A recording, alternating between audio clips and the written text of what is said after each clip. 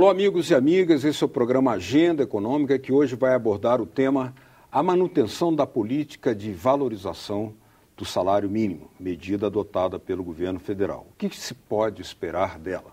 É claro que registramos que o salário mínimo teve uma importante valorização nos últimos anos, mas agora, em razão do arrefecimento da economia, do baixo crescimento do PIB e também de medidas de recessão que se esperam, é possível esperar que não haja uma verdadeira valorização real do salário mínimo. Para abordar esse tema, o nosso convidado hoje é o Dr. Pedro Fernando Neri, consultor legislativo do Senado Federal, a quem dou as boas-vindas. Obrigado por ter aceito o nosso convite. Eu que agradeço, Beto. Pois bem, um estudo produzido aqui pelo consultor Pedro Fernando, ele aborda todo um contexto onde levanta uma possibilidade que, em razão dessas novas conjunturas, né, baixo crescimento do PIB no ano passado, possível resultado negativo nesse ano, talvez, é possível que não haja valorização real. Explica para nós esse seu diagnóstico, esse seu prognóstico. Claro, Beto. A medida provisória 672, que o governo federal enviou ao Congresso Nacional, ela mantém a política de valorização do salário mínimo que vigorou entre 2011 e 2015 para os próximos anos de 2016 e 2019. Essa política reajusta o salário mínimo de um determinado ano segundo a inflação do ano anterior, então recuperando o poder aquisitivo, esse é o componente de aumento nominal, e ela dá também um ganho real, que é medido pelo crescimento do PIB nos 2 anos anteriores. Uhum. Então, como existe essa defasagem de 2 anos em relação ao PIB, até que possa ser apurado e colocado no 1º de janeiro subsequente, vai haver uma relativa estagnação do valor real do salário mínimo nos próximos anos. Porque em 2014, a gente teve crescimento do PIB de apenas 0,1%, então esse vai ser o aumento para o salário mínimo de 2 anos depois, quer dizer, 2016. Uhum. Esse ano de 2015 a gente espera uma recessão de cerca de 1%, então em 2017 o PIB também, o salário mínimo não vai poder ser reajustado com o valor real, não vai ter perda, né, mas ele vai ter de ser mantido. E para os anos finais da política de valorização, quer dizer 2018, 2019, a gente depende do crescimento da economia no ano que vem, 2016 e 2017. Uhum. E ainda, claro, existe muita incerteza em relação a isso, mas as previsões atualmente do mercado são de apenas 1% para 2016 e 2% para 2017. Uhum. Então a gente terminaria esse ciclo da política de valorização do salário mínimo com um crescimento de mais ou menos médio anual de cerca de 0,4% em termos reais. O salário mínimo cresceria para cerca de R$1.000 no final da série, passaria por 950 um ano antes, 900 no ano anterior, 850 mais ou menos no ano que vem, mas isso vai ser basicamente um ganho nominal, uhum. Quer dizer, coberto apenas a cobertura da inflação que se espera, mas o crescimento real, de fato, não deve existir. Isso é muito interessante porque no início do ano o ministro do Planejamento, Nelson Barbosa, chegou a sinalizar que havia o interesse de mudar a fórmula de reajuste do salário mínimo.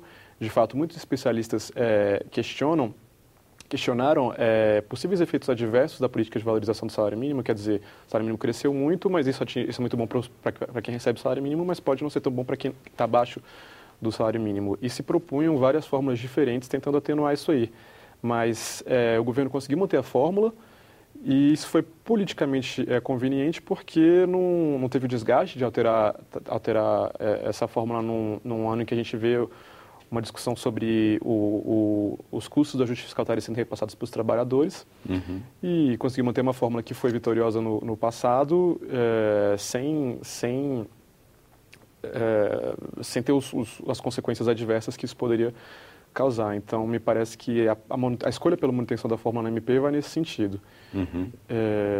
E é basicamente isso. A gente não deve ter uma valorização real expressiva nos próximos anos com a manutenção dessa fórmula que foi tão bem sucedida no passado. Agora, mesmo que a gente concordasse com o sentido de que esse baixo desempenho da economia tenda a continuar, que possa até haver mais retração, né, em razão de um corte de demanda, né, como já está sendo sinalizado pelo governo, é possível, na sua parte, reconhecer, por exemplo, que o salário mínimo, uma tendência de valorização expansiva, como foi no passado, ele foi também um fator de expansão do mercado consumidor, que, por sua vez, ajudou a própria economia a manter uma certa dinamização. Você concorda com isso? Certamente, a política de valorização do salário mínimo incrementou muito o consumo daqueles que recebem o salário mínimo. Agora, a preocupação que alguns especialistas têm é que quando a gente aumenta o salário mínimo, a gente pode excluir alguns trabalhadores do mercado de trabalho, levar alguns trabalhadores ao desemprego, à informalidade. A gente tem que lembrar que o salário mínimo é unificado nacionalmente, então, de repente, no centro-sul do país, esse é um valor que o empresário consiga pagar, mas, por exemplo, no interior da região Nordeste, tem um custo alto você contratar alguém formalmente com o salário mínimo. Em razão das desigualdades regionais. Sim, das taxas de desemprego que são diferentes e tudo mais. Então, existe essa preocupação que eu acho que me parece que foi escondida nos últimos anos, porque a gente teve uma trajetória muito boa da taxa de desemprego, ela chegou no seu mínimo histórico, a informalidade também. Então, não havia uma preocupação com esse aumento do salário mínimo, mas o IPEA já tem um estudo mostrando que, usando técnicas estatísticas sofisticadas, que isso pode ter levado à exclusão de alguns trabalhadores. A gente tem que lembrar que a gente teve uma baixa na participação da força de trabalho, então o desemprego se manteve baixo nos últimos anos, mas a gente observou também trabalhadores saindo da força de trabalho.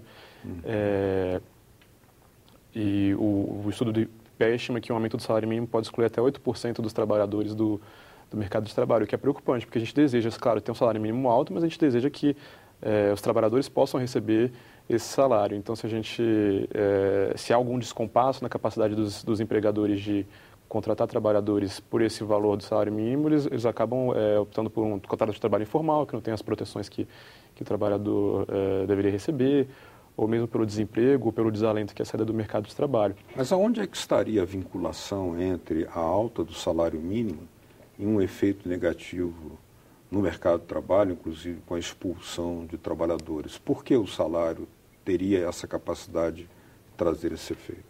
Claro, porque a gente tem que lembrar que o custo do emprego formal no Brasil não é só o salário mínimo, né? Tem a contribuição previdenciária, incide um monte de outros encargos sobre o salário mínimo, o FGTS e por aí vai. Então, a gente está aumentando o custo da contratação para o empregador. Se ele tinha que antes, vamos dizer, pagava 600 para um trabalhador e esse valor sobem os encargos, ele pode falar, poxa, eu só consigo manter esse empregado se eu assinar um contrato com ele informal, não tenho condição de pagar isso, ou eu não tenho condição de empregar ele. Então, isso é uma preocupação que não é só para o salário mínimo do Brasil, é uma preocupação da teoria econômica como um todo, no mundo. Então, esse é um debate que existe em salário mínimo em qualquer lugar. Mas agora, realmente, com essa possibilidade do salário mínimo não crescer tanto nos próximos anos, esse é um debate que acaba sendo um debate difícil, controverso, inconveniente, que acaba sendo adiado, né? Porque se o salário mínimo não vai crescer, a gente também não vai se preocupar tanto, não vai crescer em termos reais. Esses efeitos deletérios sobre competitividade, que é sempre um debate difícil, né? Os empresários reclamam, mas eu não fico competitivo empregando essa mão de obra, mas por outro lado a gente deseja que a renda aumente, então existe aí um conflito mesmo. Esse debate fica adiado, como ficam adiados outros debates importantes também sobre o salário mínimo. Você alerta também no seu estudo a questão da vinculação do salário mínimo com alguns gastos sistemáticos do governo. Essa vinculação poderia promover também um aumento nesses gastos de governo, que é algo que o ajuste fiscal estaria, de certa forma, buscando conter. Como é que isso se daria? Essa vinculação é um tema muito interessante, Beto, porque a gente sempre, quando discute aumento do salário mínimo, a gente pensa, mas qual é o impacto nas contas do governo? E, na verdade, qual deveria ser o impacto das contas do governo? Porque o governo não emprega muitos trabalhadores, o governo federal, pelo menos, pagando salário mínimo.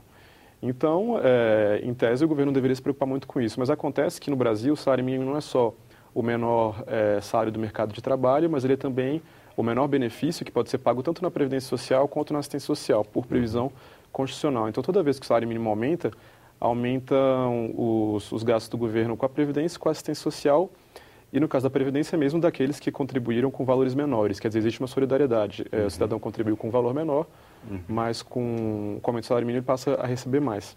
A desvinculação foi discutida na década passada pelo governo Lula como um mecanismo de liberar mais recursos para as despesas discricionárias do governo, permitir um uso melhor aproveitamento melhor dos recursos federais para determinadas políticas públicas, porque cerca de 2/3 dos benefícios do INSS são vinculados ao salário mínimo. Então, a gente fala muito em mudança demográfica quando a gente fala da Previdência, quando a gente fala de gasto da Previdência, mas um componente muito forte do aumento do gasto da Previdência foi o aumento do salário mínimo.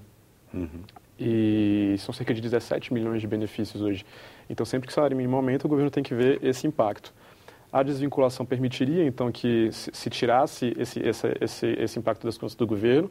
Então, o governo poderia permitir que o salário mínimo flutuasse mais, aumentasse mais, já que ele não teria tanto ônus. E liberaria uma quantidade grande de recursos, né, para despesas discricionárias. Não apenas uma quantidade de recursos, mas um tipo de despesa que é considerada de qualidade melhor que a despesa, não de qualidade melhor, mas a despesa discricionária, que tem maior grau de liberdade para o governo. Claro, tudo isso com prejuízo para o aposentado que contribuiu com menos de salário mínimo. Então, existe, claro, um conflito ali que precisa ser administrado. Mas o que acontece com aqueles aposentados e pensionistas que recebem, por exemplo, além do salário mínimo? Hoje, esses aposentados recebem reajustes anuais de acordo com o INPC, o Índice Nacional de Preços ao Consumidor. Quer dizer, o compromisso da Previdência é manter a renda desses segurados, mas não aumentá-la. Existe uma demanda que ficou muito presente nas emendas até da medida provisória 672, no sentido de permitir que todos os benefícios da Previdência, mesmo aqueles maiores do que o salário mínimo, sejam reajustados conforme o salário mínimo, quer dizer, segundo a inflação e segundo o PIB. Segundo associações de aposentados e as justificativas dessas emendas, quando se aumenta o salário mínimo acima dos benefícios, dos outros benefícios do INSS, o aposentado que recebe mais do que o salário mínimo estaria perdendo o poder aquisitivo. Na verdade, o valor da sua aposentadoria de fato reduz em relação ao salário mínimo, mas o índice oficial para se medir poder aquisitivo é o índice de inflação. Então, na verdade, isso poderia ser feito, reajustar segundo o PIB também as aposentadorias maiores do que o salário mínimo, mas isso seria, na verdade, dar um ganho real para esses aposentados. Sempre ressaltando que nos próximos anos, como o salário mínimo não deve ter um reajuste real tão grande, essa medida seria quase que inócua, porque o salário mínimo e os benefícios maiores devem crescer mais ou menos no mesmo ritmo, que é o da inflação, porque o PIB não está crescendo. Bom, nós estamos aqui no Agenda Econômica abordando a política do governo federal que tende a manter a valorização do salário mínimo através da medida provisória 672.